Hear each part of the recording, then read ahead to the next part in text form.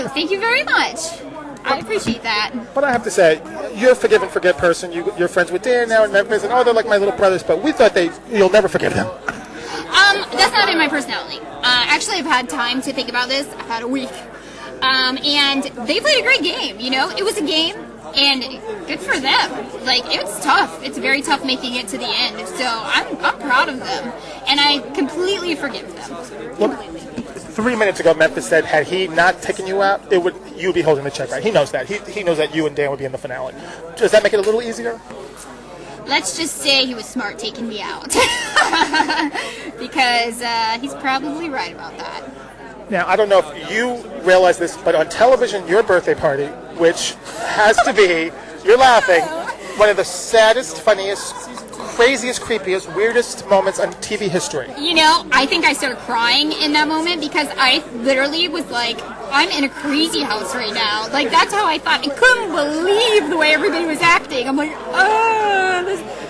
I was just like, what is going on right now? What is wrong with these people? This weird cake. People are kind of gritting their teeth through the song, and then you're screaming and ranting and ranting. I mean, probably no party you've ever wanted to ever have again. No. But you know what? What a way to celebrate your 30th birthday, huh? Who would have ever dreamed?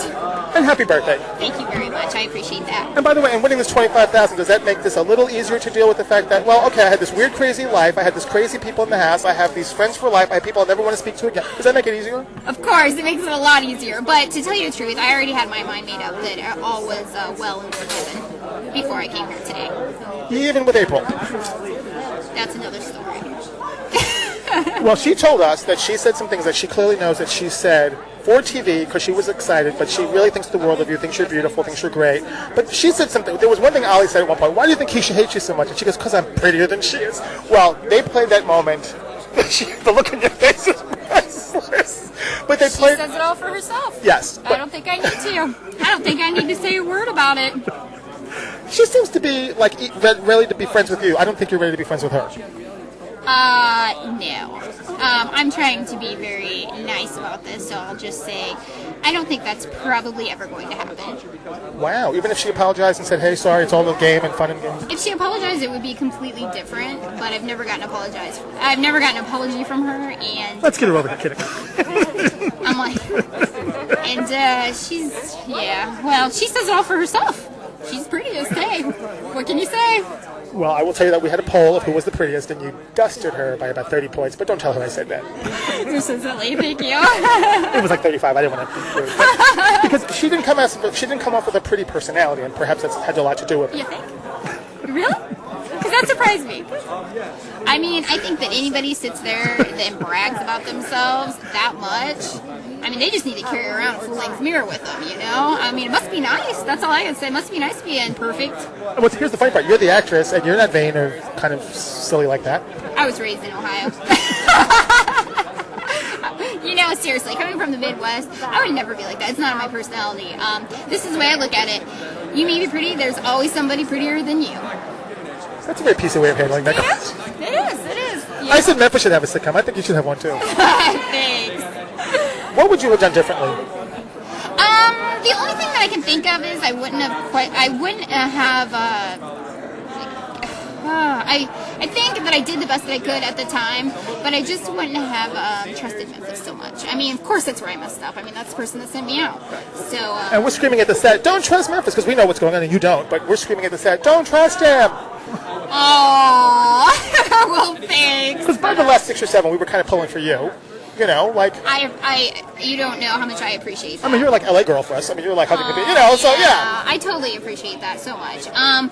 But, you know, at that point... So we don't want this Midwest guy to win. We want... I know. See, I didn't really have a choice at that time. Yeah.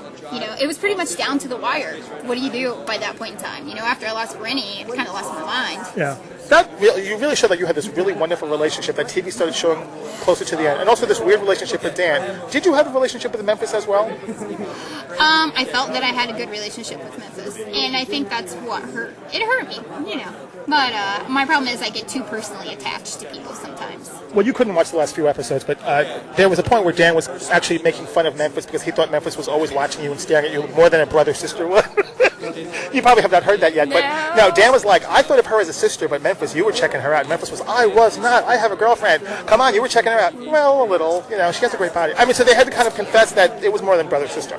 They're cute. They're sweet. You know, I appreciate it. They're great guys. I shared a bedroom with Memphis for how long, you know?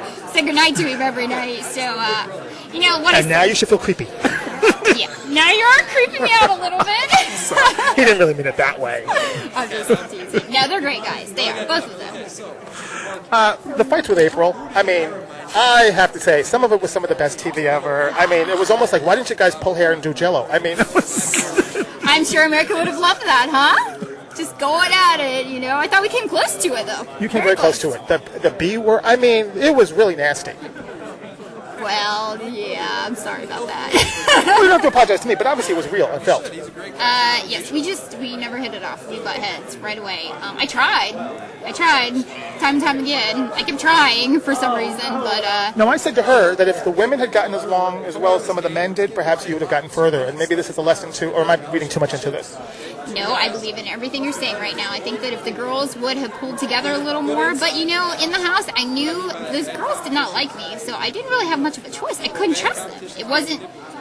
I had no choice, you know. I knew that they were going to backstab me the minute, you know, they got the chance, so I couldn't go with them. It was never a choice for me, unfortunately.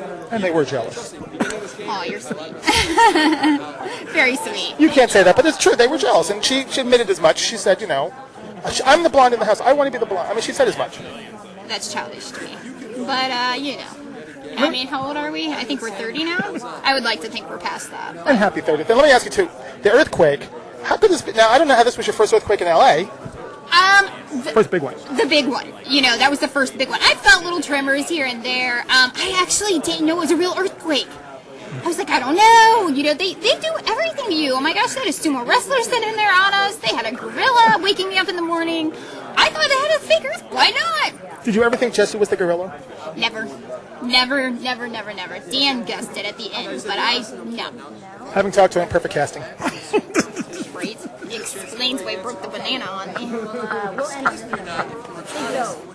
Oh, okay, honey, thank you. So you have obviously forged relationships with people that you will love to see again.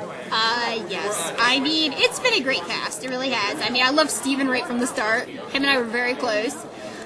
Hey, you know what? 11 out of 12 is not bad. Right, there you go. Not bad, huh? There's only one. There's only one that, no. And maybe even I someday don't really care to know. and maybe someday you'll be friends. Maybe. You never know. Miracles happen every day, right? Well, happy 30th.